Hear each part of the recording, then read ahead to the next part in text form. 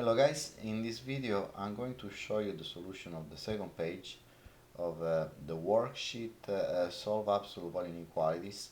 In the case we have a greater than sign, okay, because yesterday we talked about less than sign, so today we're going to focus on the greater than sign.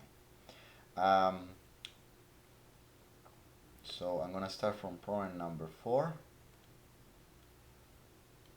So here we have the absolute value of c, which is greater than or equal to 6.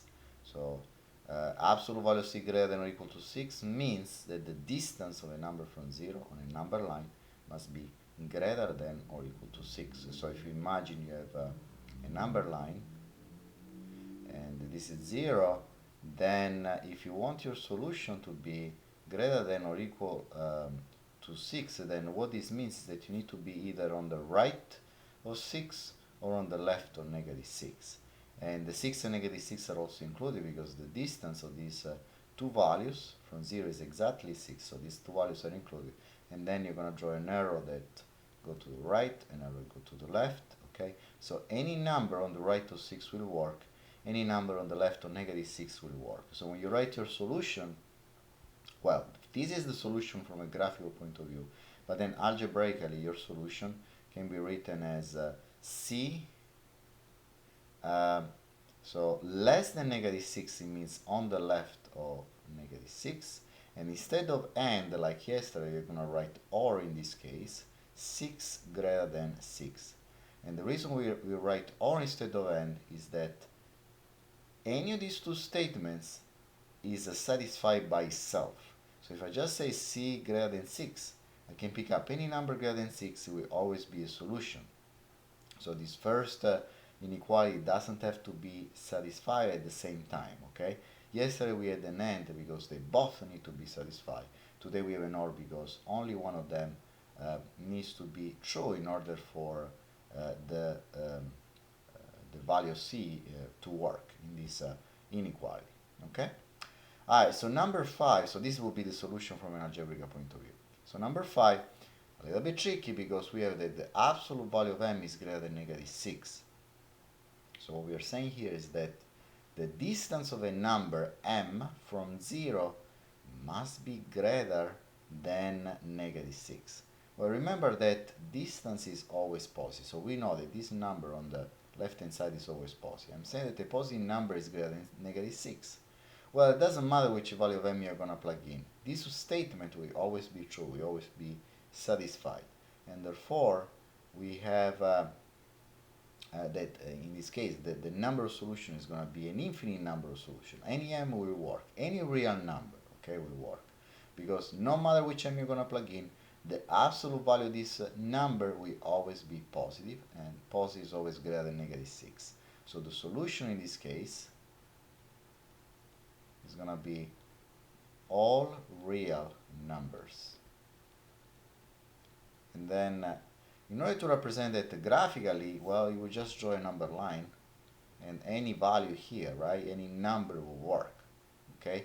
So you can go from negative infinity to positive infinity. Any number will make the left hand side greater than negative 6, okay? Alright, so let's go to number 6, a little bit more challenging. Because the first thing you want to do in number 6 is get the absolute value by itself. And in order to do that, you want to divide both sides by negative 2. Okay, so negative 2 and negative 2 will simplify. And now, since you divide by negative number, I hope you remember, you recall from Algebra 1, that dividing an inequality by negative number requires to change the symbol, to flip the symbol. So from greater, this is going to be less than. It's going to become less than. So we have the absolute value of 4t minus 3 is less than or equal to 7 over 2. So you can write 3.5 or you can just write 7 over 2. It doesn't matter. It's the same thing. Alright, so from here, this become a problem like one of those problems from yesterday with the less than sign. So you set up two inequalities. One is going to be 4t minus 3 less than or equal to 7 over 2. And now you're going to write and because it becomes like yesterday, right? It's an absolute value less than a number is and then 4t minus 3 greater than or equal to negative 7 over 2. Alright, and then from here you add the 3 on both sides, and you get 4t less than or equal to 7 over 2 plus 3. Well, 7 over 2 we said is 3 is 3.5. So 3.5 plus 3 is 6.5. Also, if you want, you can write this as a fraction. 7 over 2 plus 3 is the same thing as 7 over 2 plus 6 over 2, because 3 is 6 over 2. So you can write this as 13 divided by 2, which is 6.5, right? And then you divide both sides by 4, you get t less than or equal to, so 13 divided by 2, and then if you divide this by 4, it becomes 13, and then 2 times 4 is 8, so it's 13 over 8. On this side instead, you have, so you add the 3 on both sides, so you get 4t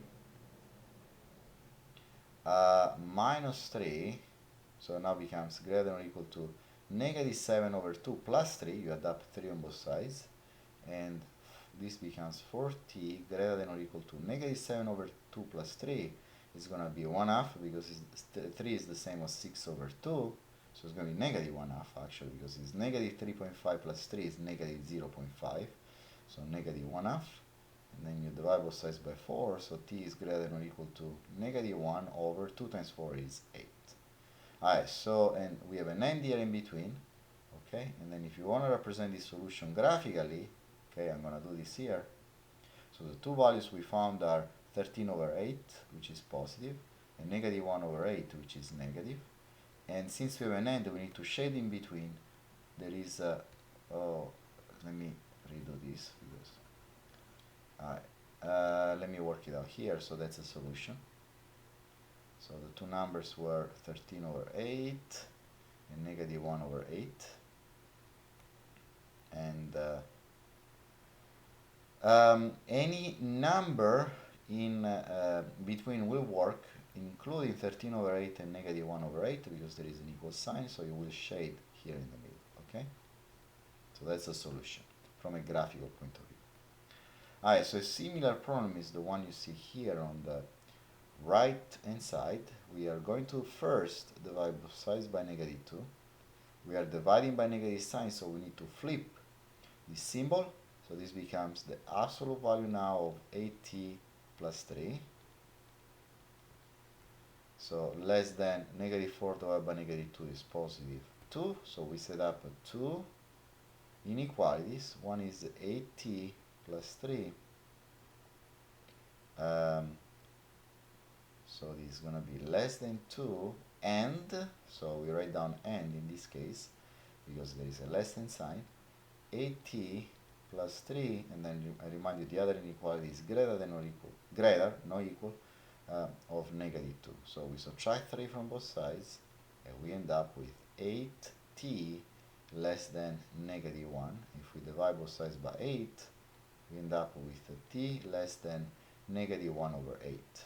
And so subtract 3 from both sides, we get 8t greater than negative 5, and divide by 8, so t is greater than negative 5 over 8. Let's represent this on a number line. So the two values we found are negative 1 over 8 and negative 5 over 8. So negative 5 over 8 come first, because it's more negative than negative 1 over 8. And we're going to put an open dot in these values, because there is no equal sign, and we're going to shade in between. Okay?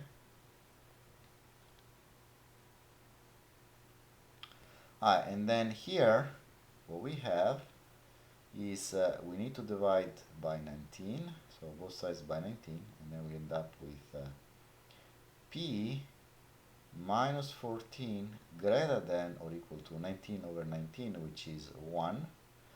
And we set up the two inequalities. So I'm saying the distance of a number from 0 is greater than or equal to 1. So this number must be either on the right of 1 or on the left of negative 1, and this is going to allow me, that's not the solution, that's the, you should represent this to understand how to set up the two inequalities. And the two inequalities would be p minus 14, so on the left of negative 1 means less than or equal to negative 1, or in this case, because it depends on this sign, p minus 14 needs to be greater than or equal to 1. And then you add up 14 on both sides, you get p less than or equal to negative 1 plus 14. And this becomes less than or equal to 13, or you add 14 and you get p greater than or equal to 15. So when you represent this on a number line, here we have 13, here we have 15. We're going to put a close dot because of the equal sign on both 13 and 15. And we're going to, since we have an or, we're going to shade on the left of 13 because p needs to be less than or equal to 13, and on the right of 15 because p must be greater than or equal to 15. And then the last problem, again a little bit tricky. I'm saying that the absolute value of 2r plus 7 is greater than 0. Okay? So what are the solutions here? Well, the absolute value, remind you, represents a distance. I'm saying that the distance of a number from 0 is positive, right? Greater than 0 means positive, and this is always true except one special case, which is the case in which the absolute value of the number becomes 0. The absolute value of 0 is 0, so when the absolute value becomes 0, this inequality is not satisfied, okay?